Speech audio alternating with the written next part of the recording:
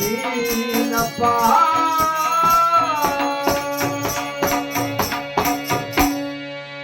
ಈ ರೀತಿಯಾಗಿ ಯಾವ ಜಗದುಡಿಯನಾಗಿರ್ತಕ್ಕಂಥ ಶನಿದೇವನ ಧ್ಯಾನವನ್ನು ಮಾಡುತ್ತಾ ಅದಕ್ಕೊಂದು ಸ್ಪೂನ್ ಎಣ್ಣೆ ಹಾಕಿ ಕೆಟ್ಟೋಗಲ್ಲ ಅದು ಬತ್ತಿ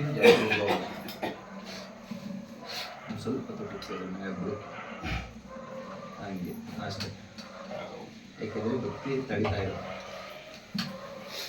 ಈ ರೀತಿಯಾಗಿ ಯಾವ ಜಗದುಡಿಯನಾಗಿರ್ತಕ್ಕಂಥ ಶನಿದೇವರ ಧ್ಯಾನವನ್ನು ಮಾಡುತ್ತಾ ನೋಡಿ.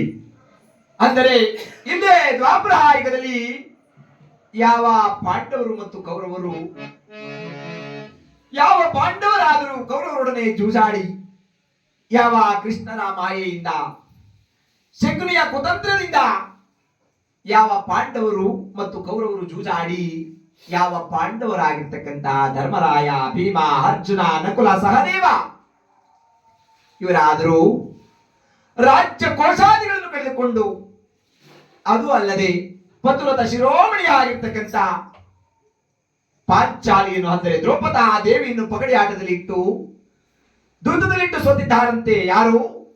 ಧರ್ಮರಾಯ. ಯಾವ ಪಾಂಡವರಿಗಾದರೂ 12 ವರ್ಷ ವನವಾಸ, 1 ವರ್ಷ ಅಜ್ಞಾತವಾಸವು ಸಂಭವಿಸಿದೆ. ಯಾವ ಪಾಂಡವರಾದರೂ ಇಡೀ ರಾಜ್ಯವನ್ನು ಬಿಟ್ಟು ರಾಜ್ಯದ ಜನರನ್ನು ಬಿಟ್ಟು ವಜ್ರ ವೈಡೂರ್ಯವನ್ನು ತ್ಯಜಿಸಿ ಕಾಡುಗಳಲ್ಲಿ ಕಲ್ಲು ಮುಳ್ಳುಗಳನ್ನು ತುಳಿಯುತ್ತಾ ಗೆಡ್ಡೆ ಗೆಣಸುಗಳನ್ನು ತಿನ್ನುಕೊಂಡು ಜೀವನ ಮಾಡುತ್ತಿದ್ದಾರಂತೆ. 12 ವರ್ಷ ವನವಾಸ ಮುಗಿದಿದೆ.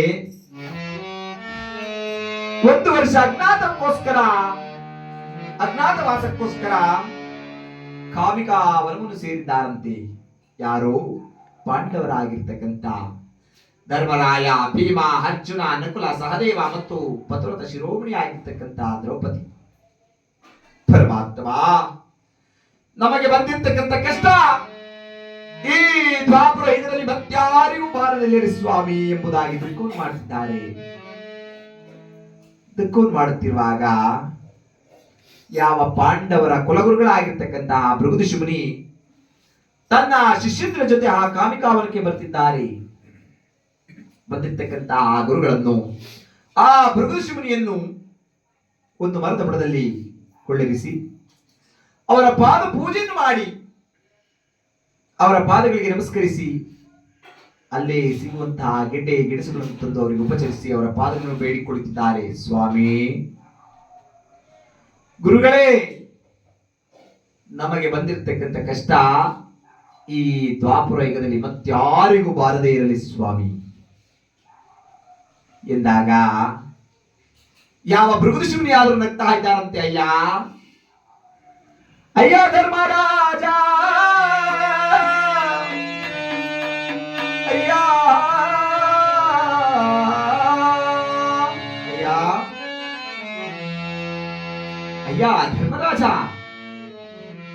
ಅಸಹಾಯ ಶೂರರಾಗಿರ್ತಕ್ಕಂಥ ಸಹೋದರನೊಳಗೊಂಡು ಪತುರತ ಶಿರೋಮಣಿ ಆಗಿರ್ತಕ್ಕಂಥ ದ್ರೌಪದಿಯಿಂದ ಕೂಡಿ ಕಾಲವನ್ನು ಕಳೆಯುತ್ತಿರೋ ನಿನಗೆ ಕಷ್ಟವೆಂದರೆ ಏನಯ್ಯ?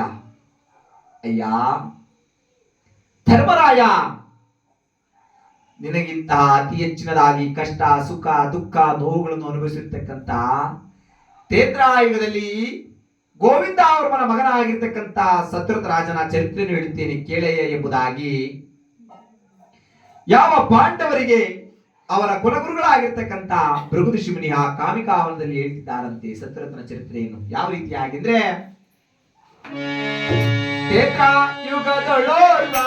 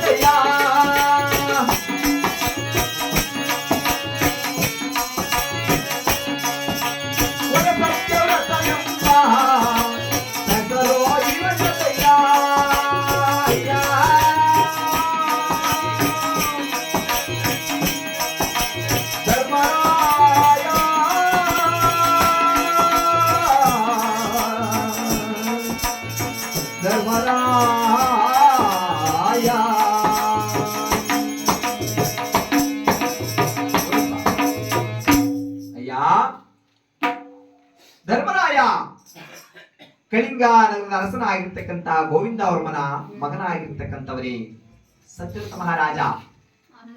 ಮನುಷ್ಯನಾಗಿ ಹುಟ್ಟಿದ ಮೇಲೆ ಮಾನವರಿಗೆ ಒಬ್ಬೊಬ್ಬರಿಗೊಂದು ಚಿಂತೆ.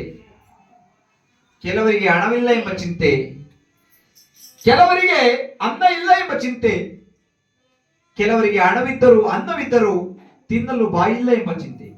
ಯಾಕೆಂದ್ರೆ ಮೈ ತುಂಬಾ ಶುಗರ್, ಮೈ ತುಂಬಾ ಬಿಪಿ ಬಂದ್ರು ಹೋಗಲ್ಲ. ಅದು ಬರದೇ ಹೋಗದೆ ಇರತಕ್ಕಂತ ಕಾಯಿಲೆ ಅಂದ್ರೆ ಅವೇ.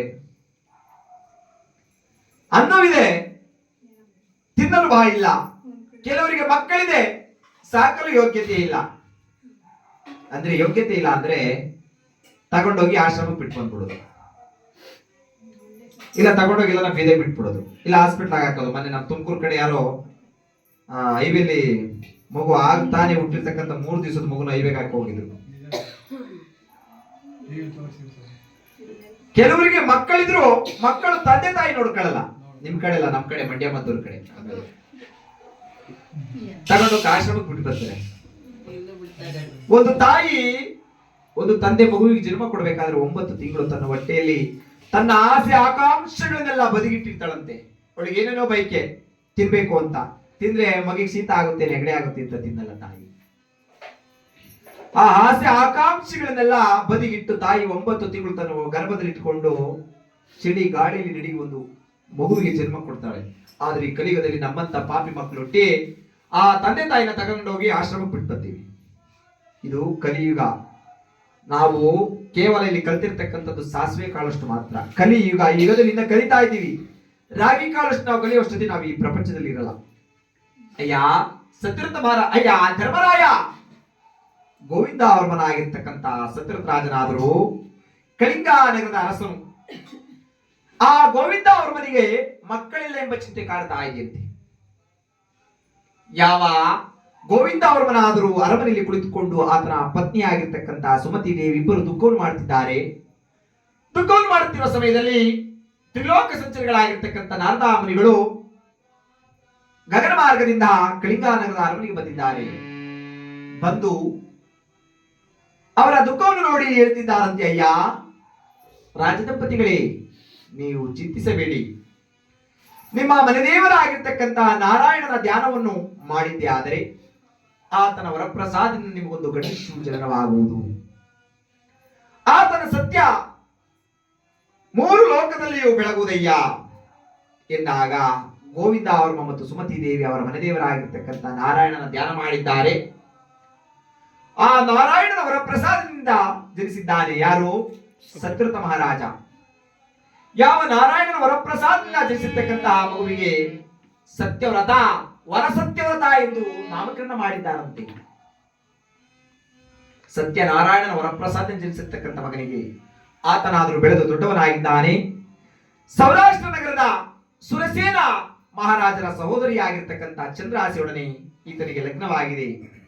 ಸಂತೋಷದಿಂದ, ಧರ್ಮದಿಂದ ರಾಜ್ಯಭಾರವನ್ನು, ಸತ್ಯದಿಂದ ರಾಜ್ಯಭಾರವನ್ನು ಕಳಿಂಗ ನಗರವನ್ನು ಆಳ್ತಿದ್ದಾನೆ. ಇತ್ತ ಯಾವ ದೇವೇಂದ್ರನಾದರೂ ಆತನ ಆಸ್ಥಾನದಲ್ಲಿ ಎಲ್ಲ ದೇವತೆಗಳನ್ನು ಕರೆಸಿ ಯಾಗವನ್ನು ಮಾಡುತ್ತಿದ್ದಾನೆ. ಯಾವ ರೀತಿಯಾಗಿದ್ರೆ